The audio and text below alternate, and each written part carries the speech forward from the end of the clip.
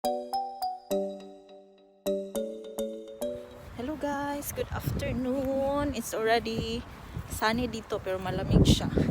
10 degrees. Papunta ako ngayon sa doktor ko dahil check up ko na naman. So si Frank yung palit kami ni Frank. Hindi ko na sinama sila kasi madali lang naman ata ako. Mamadali ako ngayon kasi ang bus ko at 21 dadating at ano na ngayon, I think 14. So I think 5 minutes or 7 minutes to walk. Pero malapit lang din naman ang bus station. Ting ding. So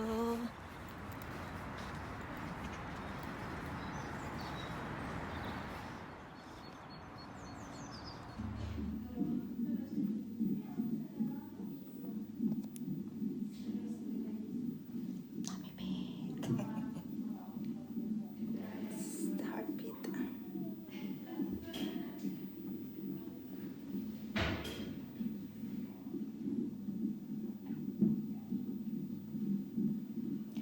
Every 2 weeks na yung check-up ko, guys. Wala na talagang rice.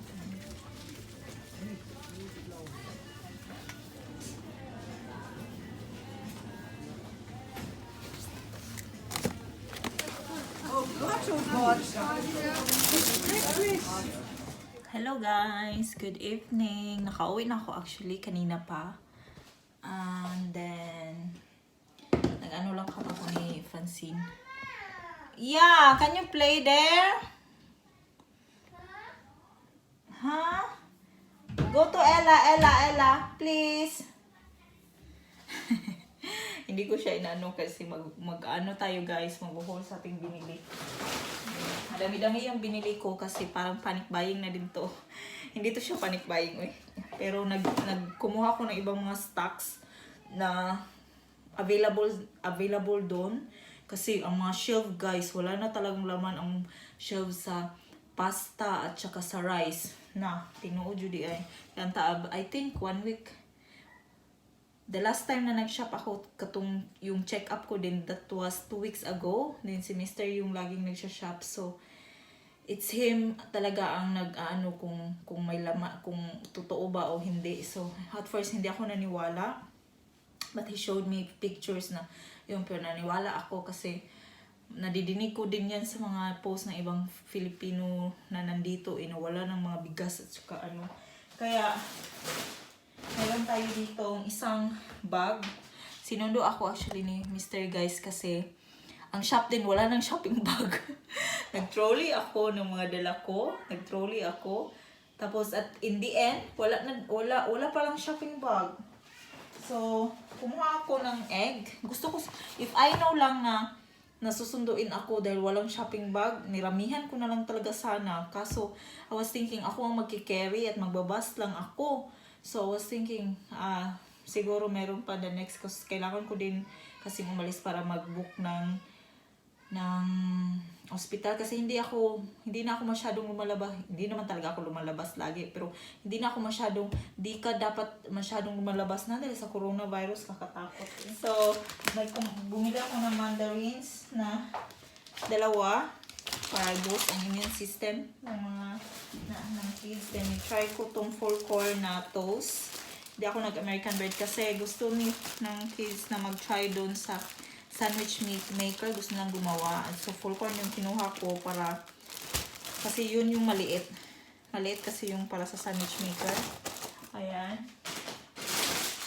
Ang natira nitong pasta na to guys, sa review ako nag-shop. Ang natira nila is 10 pieces na lang. If I know lang na susunduin ako ni Mr. dahil walang shopping bag dun sa counter nang nag-check out ako, kinuha ko na lang sana lahat. And since I was thinking, hindi ko kaya i-carry lahat going to from the bus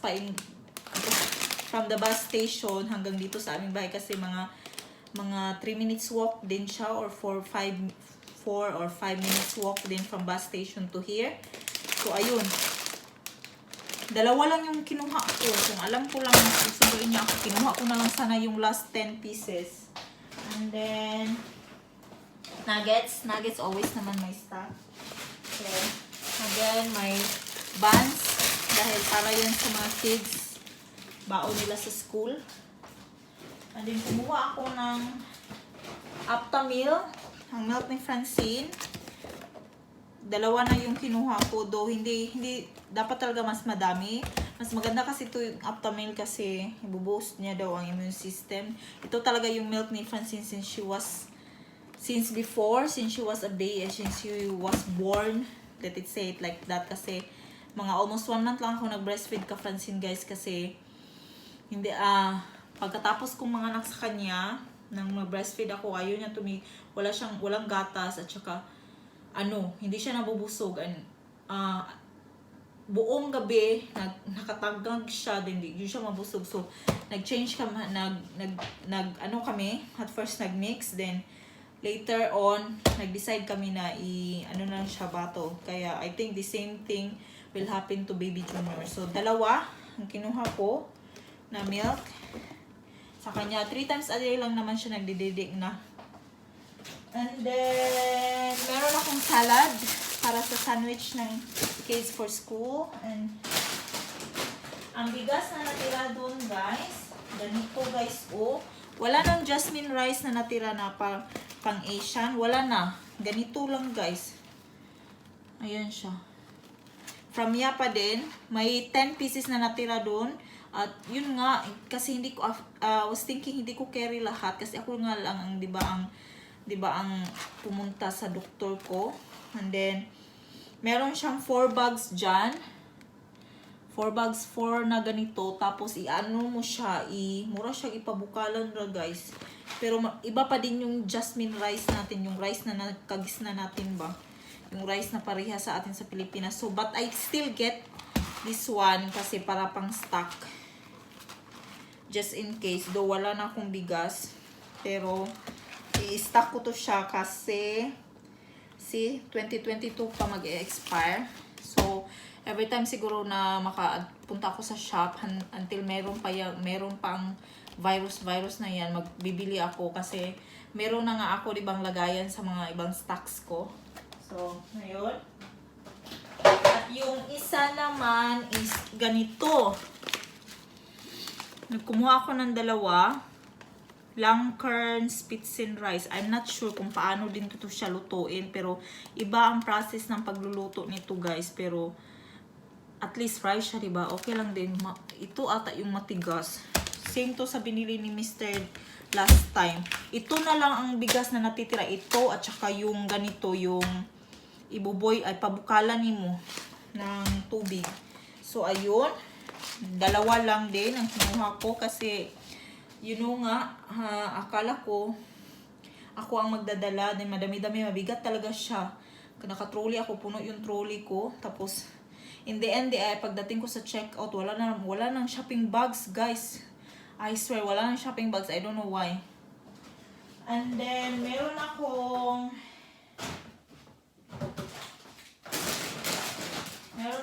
tomato paste dito. Ito, 4 lang yung binili ko. Yun nga, ang gagawin ko na lang siguro, every time na makapunta ako ng shop, bibili ako ng bit by bit until mayroon pa tong coronavirus. Kasi lumalabas lang naman ako sa lab now kung may appointment. Kasi hindi na ako naglalabas kasi lalong-lalo na sa crowded area. So, ayun. 4 na tomato paste. Though, dapat niramihan ko pa siya kasi spaghetti is life dito sa amin sa bahay. Yun yung mas naluluto ko ng madali. Ayun. Meron akong 4. So, lalagay ko to siya sa stock box kasi for emergency cases ba. Parang nag-spill ba to? Pero i-check ko siya, of course, yung expiration niya. Kasi yung nasa box na nilagay ko doon sa yung box na puti, mga 2022, 2023 pa yung mga expiration.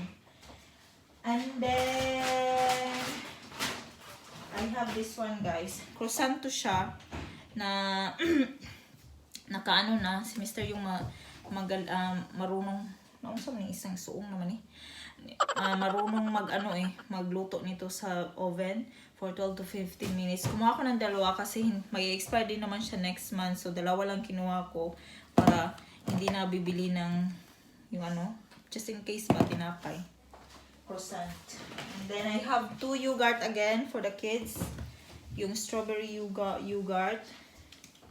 Kumuha ko.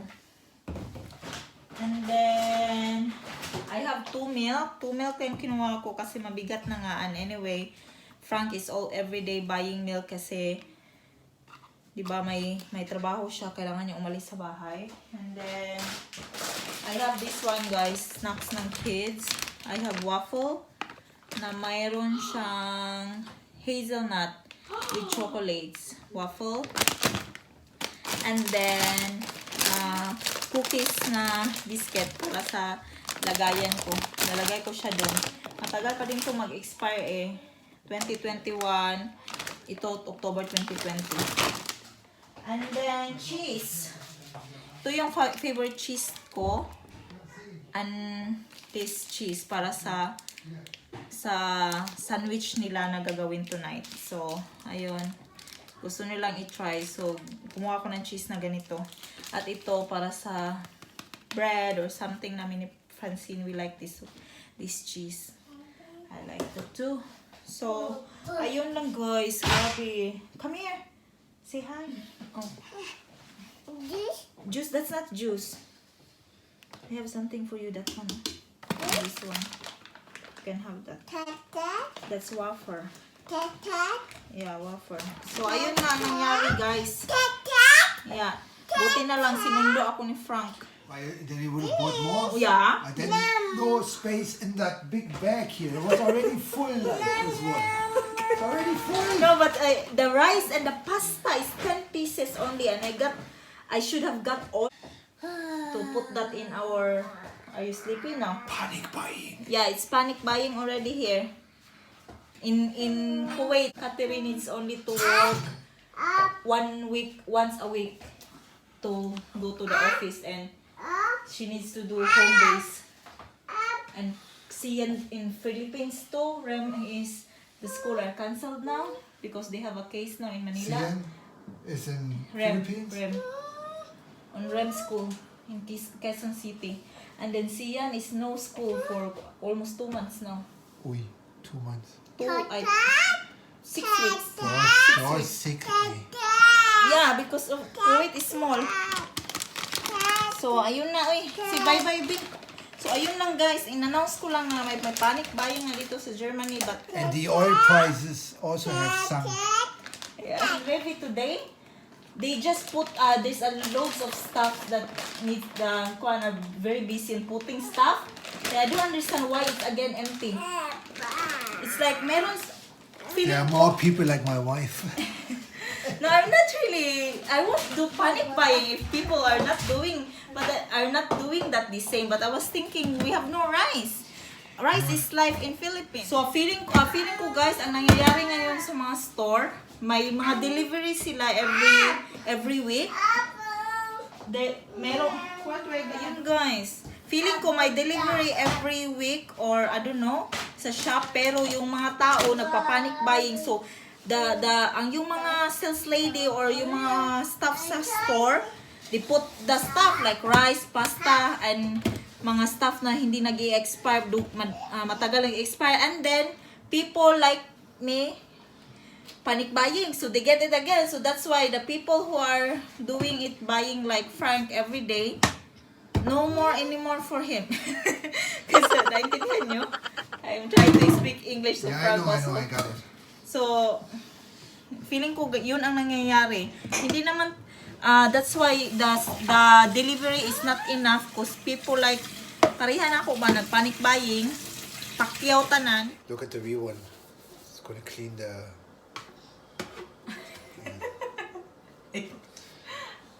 Ding, ding, ding, ding, ding, ding.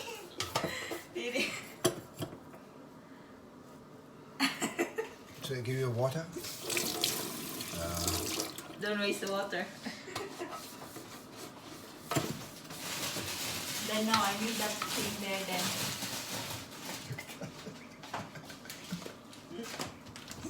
Fancy, you're gonna be wet. Oh, it's empty. I like that. For the time being here. Should probably put that. Oops.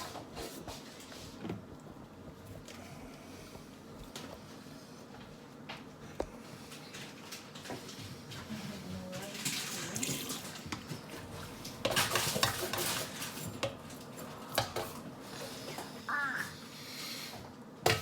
Yeah, better with your right hand, no? Look at that. The milk in Rive is more cheaper than DM. This one, it €8.99. In Rive it 99, and in DM it's more expensive, €1 more. Uh-huh. Yeah. And I checked at the airport how much it is. Costs more there. Yeah. 11 or something. In Rewe at the airport. Okay. Should I get it down? Yeah. I can go on that. Wait, I try. No, that. no, no, no, no, no, no, no. This one for son. So the kids doesn't need to. What do you want? You want to brush? Hmm? No, you shouldn't play water.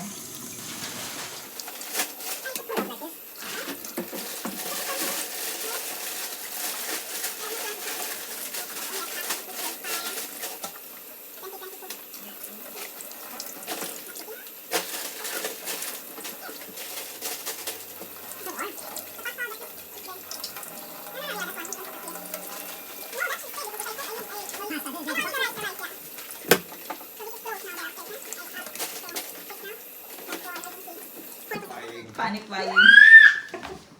Pasta ay lahat. Actually, hindi pa yan enough, guys. This only lasts 2 Yeah, weeks. yeah. If really, there is really We yeah. should change over to potatoes.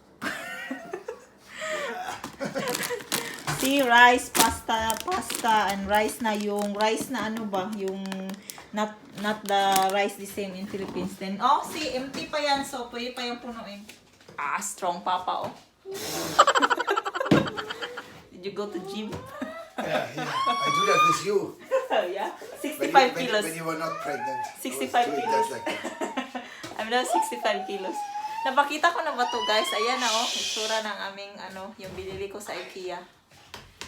Ayan, baking stuff. I think napakita ko na, no? So, ayun na, eh. End ko na tong video, eh. So, Mama! yeah, I'm gonna end the video now. You say bye-bye. So, bye-bye, guys. I hope to see you again on... What? Shall say bye-bye. I hope to see you again on our next video. And have a good night. And God bless you all. Bye-bye. Yeah, we're gonna get water. Papa's problem on that, na? Papa is your number one fan on that.